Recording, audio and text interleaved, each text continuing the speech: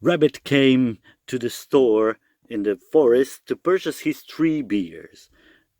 And he saw such a huge line. Everyone wanted to purchase a beer. It was a hot day. So he sat, he's waiting in the line, waiting. And then Wolf comes.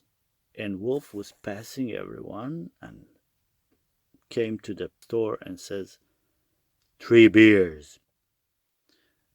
And the rabbit was so upset. He said, Brick! And Wolf turned around and says, Who said that?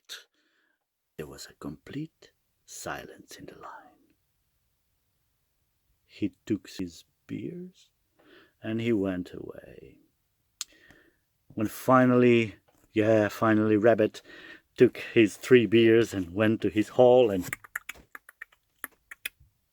when he finished his 3rd beer, he said, I said that!